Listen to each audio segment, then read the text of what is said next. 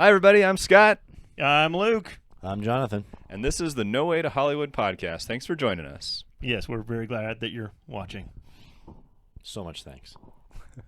On tonight's show, we are talking about effects. Luke, can you just give us a basic definition of visual effects, special effects, and what are we talking about tonight? Yeah, that's a good question, Scott. What are we? No, I'm just kidding. Okay, so effects in general, right? That's like something that you're doing to make something look interesting or different, right? So there's practical effects, which are the things that you're doing on set with characters, with makeup, with special devices that you build and all that kind of stuff to make something look cool on camera. You have to do them practically. Right. So it's something that's real in the real world. Visual effects, as we looked up online, are actually more the computer or the things you do in post to do it. But what's interesting about this is that we've been doing kind of these visual effects way back when. And probably I think one of my favorite examples is Charlie Chaplin, who's taking film and he doesn't have computers or anything like that. But what he does is he covers up part of the frame and then dances for a number, and then covers up that part of the frame and then the other parts of the frame to leave this gap open and dances a number, and then does it again where this gap's open and does it and does it and does it. And so there's actually like 5 of him dancing all at one time. And in a way, that's a visual effect. Now, it's practical because it's in camera. It's an in-camera effect, but it's something they had to do over and over again. But now when we're talking about visual effects, mostly we're talking about stuff that we're doing with computers or whatever, which is different also from like color correction or digital interface, digital, something like that, which is where you're doing color correction and stuff like that just to make it look a certain way, but that's not just like an effect. Cool. Thank you for that. So a lot of what we want to experience or explore tonight is kind of that stuff of how effects are a part of film and the way that they have changed the way we make films. So guys, let's think back to some of the first movies that were doing effects that we can remember, and what was it about those films and the effects that are happening that were good? You talking like true history, like the first films that were using effects of any kind? The first films you remember. Well, sorry, I'm still trying to figure out if like personally, when you were a kid, the first ones you remember that have effects, or if it's just like as far back as you can remember, like as far back as you know. Okay, Go for it. Right. Yes. All right. Do that. I'm thinking history, so I'm thinking George Melies. I'm thinking about the Man on the Moon kind of stuff, and he was known to be a trickster, right? So he'd do like the head, he'd have the billow, like the billow thing where it's like you do the fire with the air going in, but he'd have his head on there, and he'd do that, and the head would get bigger, and they're like, "What? How'd you do that?" And it was all just trick photography and different things like that. As far as personally, man, effects that I remember as a kid. I mean, okay, it's Star Wars. Duh, like Okay. Star Wars, man. Duh. You just. I think about being a kid and movies that had special effects, visual effects. It's Star Wars. Yeah, and as we all know, Lucas definitely worked hard in the original trilogy to be cutting edge with his visual effects. Well, and I think part of it too is because of our age. We, at least I, remember Star Wars as well, and not things like Kubrick 2001. Right? Yeah, like, no, I don't. Right, I didn't know that one. Like it's more these, what became mainstream. But I wasn't even in the theater. Like I wasn't even alive when it was in the theater at the time. But like because of this type of story, that's the one that I remember, is because that's the movie that came in there. But I'd say probably the other special effects are like there's Star Wars, which is like awesome, right? But then the next time that I really felt special effects was Matrix. That's a pretty big gap. Matrix was pretty awesome. Yeah, and it was a big gap because, again, I think that a lot of visual effects are done to aid the story and not to be like, hey, this is this cool new effect, right? So Bullet Time was a cool new effect. Star Wars with its spaceships and stuff like that, doing its kind of thing was a cool new effect, right? And so there's something cool new about it. But what that does is it makes it an interesting, new film-going experience. And that's cool. When you can do something that's a new film-going experience, that's interesting. Well, I don't know. I just think about there's a myriad of movies that had different types of effects that were groundbreaking all for their own time.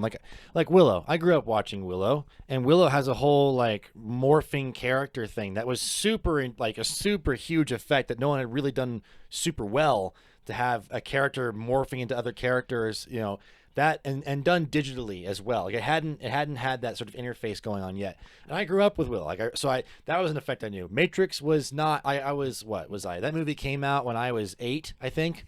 Yeah, when I was 8, guys. Thanks for making us feel old. Yeah. Speak for yourself, Scott. Yeah. Anyway, I saw that movie.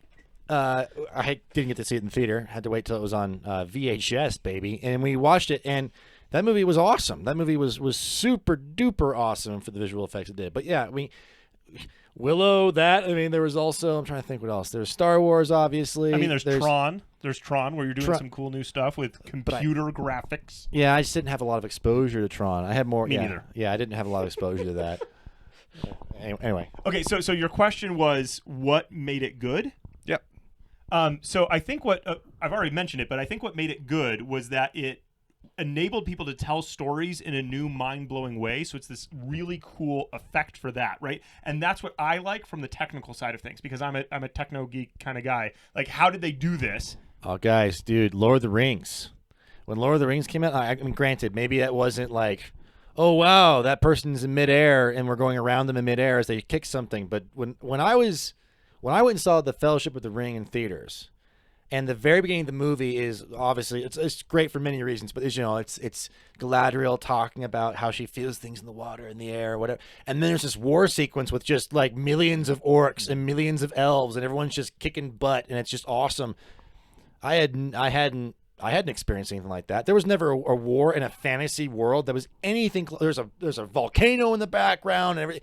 You're zooming over all these orcs, and they all feel like kind of real. Like they don't feel like digital creations. They feel like they're all moving. They're all doing their own thing. And that was you go and look at the special, at the behind the scenes and stuff. That was huge. That was a huge thing. They figured out how to sort of simulate the crowd effect and stuff, right? Yeah. But even in the first 10 minutes of Lord of the Rings, my mind had been blown by special visual effects. And what's awesome about Lord of the Rings is the amount of practical stuff that they're doing in addition, right? So there's the practical stuff and the miniatures and all that kind of stuff. Yep. And what's awesome about that is there was actually one of the sequences, and you can see this in the behind the scenes, where they were going to blow up this tower digitally, and they were working on it, and it wasn't getting anywhere. And the miniature guy was like, why don't I just build you a tower and let's blow that thing up? And like, it's awesome, right? Because it's this practical thing. So it's a question, like, there are the special effects that are done just to blow your mind and just be this cool new thing to see on screen. But then there are also the special effects that just help show what's happening in the story in a way that tells that story better. And that is a major part of what filmmaking is visual storytelling.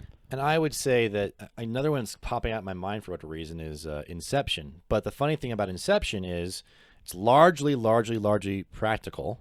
Right, it's not actually a ton of CGI that I'm aware. I mean, it's there to add, but it's Nolan. Sure. And Nolan's trying to do everything he possibly can in camera, right? And the thing that's standing out to me about Inception is I think it's a good example of why, like we're talking about, what makes visual effects good. Inception is just, it's not that you couldn't have a city folding on itself. You could have done that earlier.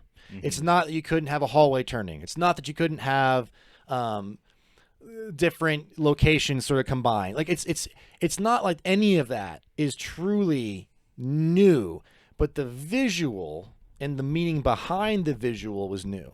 It wasn't that you couldn't do a folding city. It was that no one had a reason to have a folding city in their movie. And so when you saw a folding city, you were like, what is even happening? What's going on? What does that mean? And when you're in the movie, it has a meaning. Like even in the movie, it's sort of like, why are we folding the city? I'm not really sure. Like no one's like, I'm folding the city or anything like that. It's just that it's a dream world, and she's experimenting, and things are just like suddenly possible, and that's the whole point of it, right? It's just storytelling, and so it's a unique visual and it's storytelling combined that's now only achievable because special visual effects. But again, it's all about why you did that, or what even visual you chose to do. Right. And so far to this point, we've given a lot of good examples of like good effects being done, right?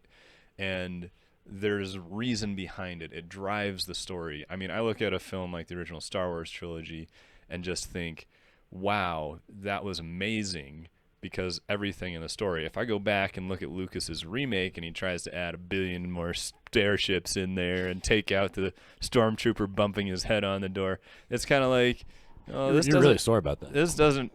Oh, I will talk about this to nauseam if you guys want. No, we'll do an episode on that. I'll throw up later at things. But the whole point is the effects are they're being done within the framework of story. And so I think that's kind of one of those things that I look at and I go, okay, this is good. Now, if we go and look at, let's say, the prequels for Star Wars, I mean, I think Lucas wanted to be cutting edge still, but I think he lost that storytelling element to it. And part of that, you know, I mean, there are other reasons why I don't like what he did effects-wise with that, but, I mean, he kind of lost the goodness of what those effects were. Talk to me about that. What do you mean the goodness of what those effects were? Right. Unpack So in the original trilogy, the effects drove the story so well, right? And they're kind of intertwined. They're So there. like an example. I mean, you kind of have to have starships flying to the Death Star in the Death Star trench, stuff like that is part of the story. And I'm not saying that Lucas didn't do that in the prequels, but it became more about, hey, let's do this cool visual effect here, like driving some random craft through the ocean and have all these fishes swimming around. But is that so? Is that a visual effect thing, or is that Lucas in his study on his, like, trying to write his script, being like, well, I don't know, then they're going to the ocean, and then there's some fishies. Like, is that the actual issue, right? Because everybody around Lucas in Star Wars, and to this day in Lucasfilm, everyone around the people making story decisions love Star Wars and love to just make the best possible visual effect, the best possible design, the best possible set dressing, whatever they can do. They love it, and they do really, really good work. But the problem is not that they don't do good work or something, right? Like, the problem is fundamentally the scriptwriter and director and producer saying, I think we should have a sequence where they go through the middle of the ocean because I wrote the story so far, and I'm basically just kind of trying to get them places and go and do things. And if that's what it feels like, right? If that's what it feels like, well, that's a script writing issue. That's a storytelling issue. It's not necessarily a visual effect issue. My issue with the visual effects in prequels is more to do with the fact that it was early on totally digital images, where instead of a totally digital character or like, and you know, it's if we're talking about visual effects, we need to talk a little bit about The Last Starfighter. Because that was one of the first, you had sequences that were truly all digital in the computer effects for the starship and for asteroids and planets and the whole deal, right? That was all digital, and that was one of the first times they ever did anything like that in The Last Starfighter. And it is it's not very good. It's an 80s game. You know, it's an 80s arcade game that's on the screen. But you guys got a similar issue in the prequels where it's just trying to pioneer something, right? It's trying to push something forward. And so I remember Article, The Attack of the Clones, has some of the first all digital images where every single part of this image is built in a computer, which Last Starfighter did that, but this one actually looks like people, it looks like ships and like locations, and it matches with everything. And that was a huge deal. And you know, I remember at the time being like, wow, that's really cool. But you go back and it just doesn't hold up as well, right? Yeah. I mean, to a certain extent, it still looks not real. Right. It's a little too clean or something. And that's another thing, the aesthetic stuff, you know, it's earlier in the universe. So a lot of the stuff they do is in like cleaner, shinier places, which is sort of a Star Trek thing. But even Star Trek looks better because anyway, it's fascinating what happened there. But it's choices. It's not necessarily just the visual effects themselves, I guess, is what I'm trying to get at. And in a lot of ways, for me, this echoes to like Matrix 2, where the problem isn't that suddenly these filmmakers got bad. A little bit. It's that they no longer had to be as creative as they were the first time. They could push into realms that they were experimenting with. They could try things with computers because it was cool, and they kind of lost some story things. And so it's story in most cases. See, I think that's a hopeful version of that story. I think that it's more, well, okay. Is there raw talent in George Lucas and the Wachowski siblings and others, like even Peter Jackson, if you want to do the prequel stuff, right? Lord of the Rings and The Hobbit. Sure. Is there raw talent? Of course there is. I mean, you can't make The Matrix, The Lord of the Rings, or Star Wars without having some sort of talent or talent with you. Like you can't. That just can't happen. Yes, the talent with you is a huge part of it. But and that's the thing is, I see those stories with the Wachowskis and Matrix Reloaded and the prequels as being less about. I see it more as now we can do what we always wanted to do, and then we all found out we don't want what you want. We don't want what you always wanted, and that's the weird thing about it. And I've talked this with you a little bit, but the storyline that we have for Star Wars and the storyline that we have rumors about what George was trying to do in his 7, 8, 9 that he wanted that didn't happen, are things where it's like George always wanted to tell this story. He always wanted to go here, here, and here.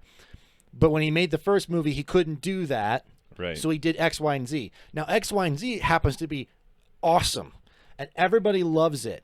But X, Y, and Z isn't the point to the creator of the content. It's something else. And so as the creator gets more and more control to do what they actually want to do, lots and lots more people who love the original thing say, I like X, Y, and Z. I don't care about anything else. I don't care about ABC. It's a different movie or something. I don't want that in my XYZ. That's making me think of things like Ender's Game, which is written just so we can get to Speaker of the Dead. But personally, I'll take Ender's Game, right? Well, again, it's the problem of what do you get first introduced to, and the sort of the sequel problem of do you just want more of the same thing? Do you want something different? And how different can you let that be?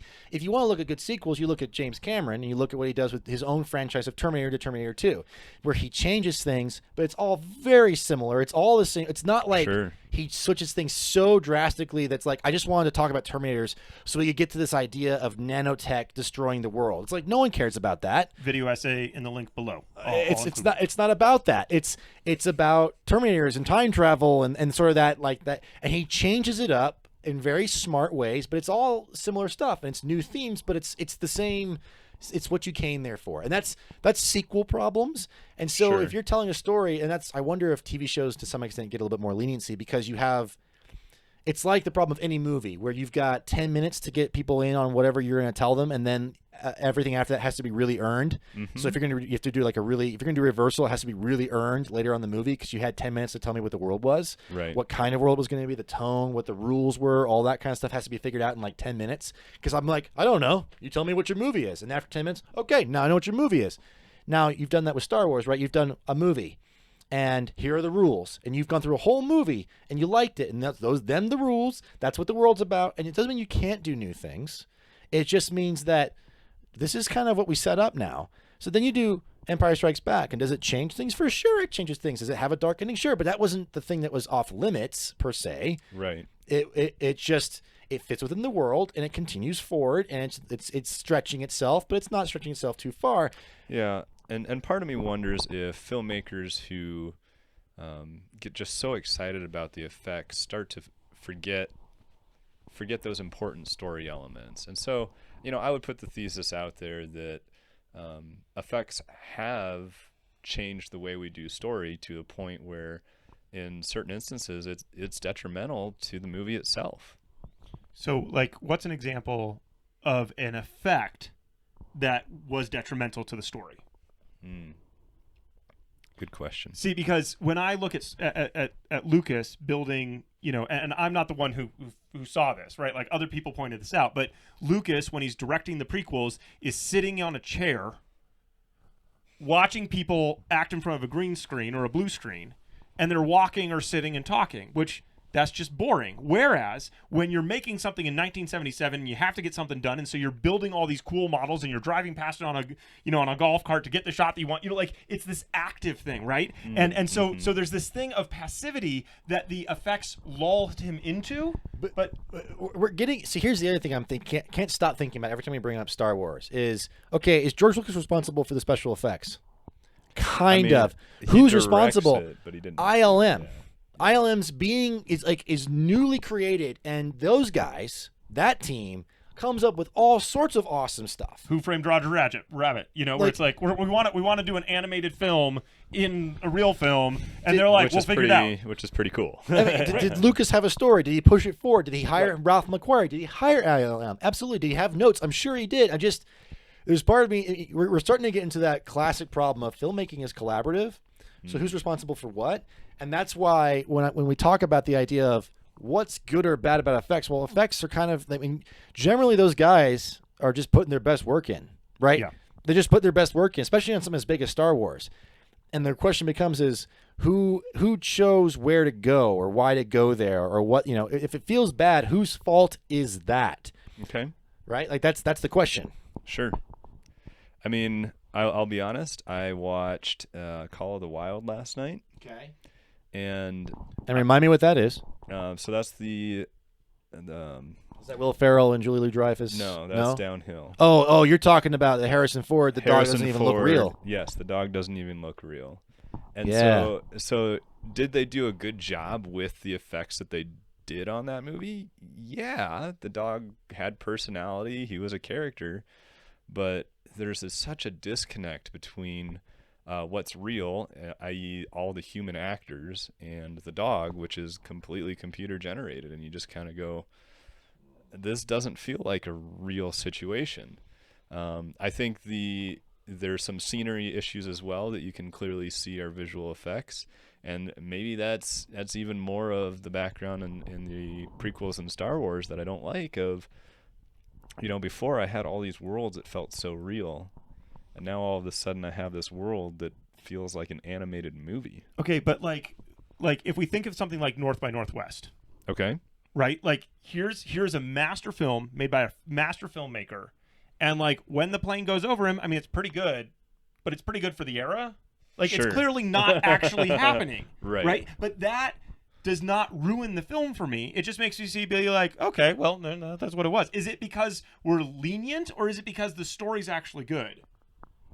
Well, but there also seems to be, I mean, culturally speaking, it just seems that we're in a place where there's technological savviness and understanding on a different level. Like who cared about how effects were done in movies in the 50s? How many people actually cared or actually noticed? Or like, I'm sure that there was some level of people being like, that doesn't look right, or that's just too unbelievable. But at the same time, isn't the 50s where we get like guys in suits being giant monsters? Like, I don't know, Godzilla. Sure. Like it worked, right? And Right, why is it right. high tech for the time? Sure, maybe. But I also wonder if there's just a level where people suddenly care about that now and think they're smart because they can point out problems. But And maybe, but like ROUSs and like the Cliffs of Insanity, like this movie is awesome. And you know, Princess Bride, it's a low budget film with like good special effects, but like you could totally pick them apart. Sure. which is then it's a question of that first 10 minutes of the movie and how well you're telling the story and what you're willing, you know, what tone are you setting and what are you letting, like, what are people supposed to expect? We just watch. I mean, I'm a fan of an Indian film called Bahubali, parts 1 and 2. That movie came out in the last 10 years, maybe last 5 years, I think. Okay. Let me tell you right now, the special effects aren't perfect. They are not. But that's the thing about the movie is the movie never tries to tell you, oh, hey, this is a perfect recreation of something. It's saying this is fantasy, enjoy, and have fun. Now, I wonder if the Call of the Wild problem is that it should have been an animated movie and not a live action animated mix. Sure. But we can do that vis-a-vis Roger Rabbit, where we can have cartoons and live action and do it in a way that's incredibly convincing. But you have that, so you have the Roger Rabbit example, and you have the Mary Poppins example, where you do put live action and animation, but you know you're doing it, and it's very blatantly obvious. Where a movie like Call of the Wild is trying to be real in all respects and make you think that what you're seeing is very real, and they're just not blending it in such a way that makes sense. Or did the production houses just run out of time?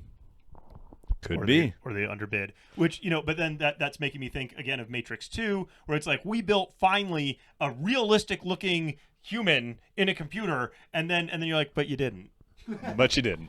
Well, that's just because it's one of the greatest challenges of all time to do that. Exactly, and that's fine. right? Like it's fine to have that struggle. It's just know where those limits are. But then at the same time, we need to push those limits, right? Right. And then you're back to George Lucas, who says we're going to push the limits of what we can do in a computer, digital images when we do X, Y, or Z. I'm going to keep pushing that as much as I possibly can. We're going to shoot on digital cameras. I mean, why is it that the prequels visually maybe don't hold up as well? Well, and this is also just a matter of time, but Avatar, like, it's got sort of a cartoonish look to it to some extent, right?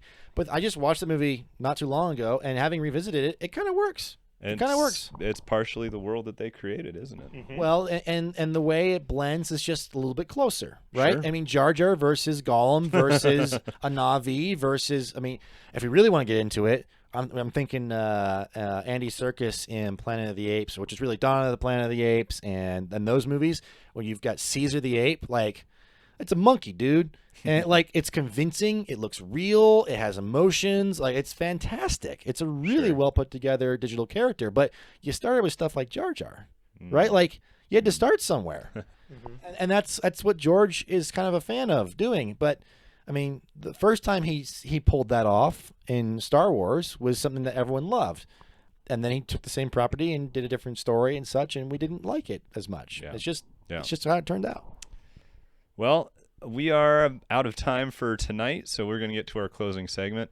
I'm sure that we'll revisit this in the future, so hang on to your butts. But also, if you have any thoughts on this, we'd love to hear them too. I just like to mention that if you really do love taking a look at visual effects and want to know like what's good or bad about them and have like more of an in-depth look at that, just check out Corridor Digital. Those guys are awesome, and they have a fun, VFX artists react to stories or react to good and bad VFX. Like, just check them out. They do a great job of breaking down how things were done and what they think about it, and it's from a VFX production house's point of view.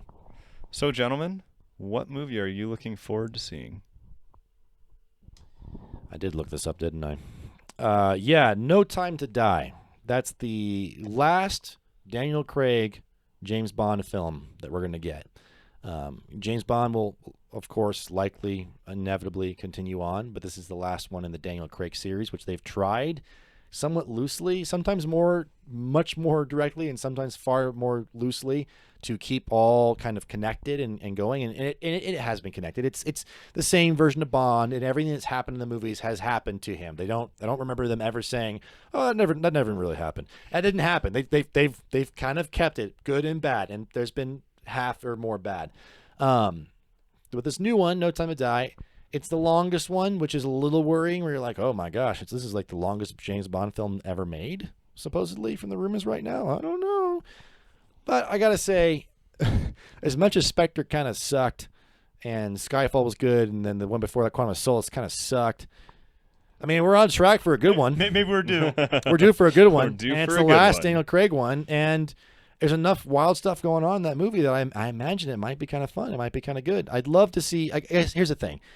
Because it's the last one with Daniel Craig, and the first one with Daniel Craig is Casino Royale, which I was just thinking about, and I really do like that James Bond film because of what it did for the Bond character and the way they did the origin and justified things and made it more serious, but also kept the nature of it all. I wonder, and that was bold, but that was just them getting to the character starting, and then after that was like, James Bond has to be James Bond. He just has to keep doing the James Bond things. I wonder if in this one, now that we're at the end of his tenure, will he die? Will something happen that's completely and utterly radically different from Bond? Jonathan, there's no time to die. Right, until the end of the movie, which they just made the longest one ever made. Yeah, it's really long. There's plenty of time. No time. No time. Okay, so for me, I'm not going to make it to the theater, and this is going to be a recurring theme. So I'm actually looking forward to rewatching the 6th Mission Impossible. 5 is awesome, and I've only seen the 6th one time, and I didn't like it nearly as much. That's and so 5. I'm interested in rewatching it, and we've been kind of going through the whole series. The whole series. I'm interested in just seeing how it holds up, how I feel about it now. Yeah, that should be fun. Cool. I am looking forward to seeing A Quiet Place 2. My interest in this movie is primarily from the standpoint of how awesome the first one was. I enjoyed the themes. I am not a horror movie guy. Suspense, maybe. But for some reason, I was able to watch The Quiet Place and just really enjoy it. My fear is that it becomes just... just an alien movie, and we want to see how cool the effects Quiet Place was fine. of this movie are. And we'll lose some of the story elements. So hopefully it doesn't suffer from that sequel thing, but we'll see. Can we do counter picks like we do in drafting and stuff? Can I just be like counter pick? I think that movie's gonna suck. I don't Well, think that's not a You counter can pick. tell That's just me. a naysaying. You can certainly tell me it's gonna suck. I don't. Okay, let me be clear. I don't know if it's gonna suck. I just think that Quiet Place was a really great movie and ended well, and we don't need anything else. So, I'm just worried on the pure level of, I don't know. You're doing this because it was popular, and that worries me because you had a good movie. Stop this. Okay, well, we don't have time to talk about this because we'll talk about this later. But this could be a Toy Story 2 thing where it's actually a great sequel. Although I have little hope. All right. Well, thanks for joining us. Yeah, thank you guys, and we'll see you again next time. Bye.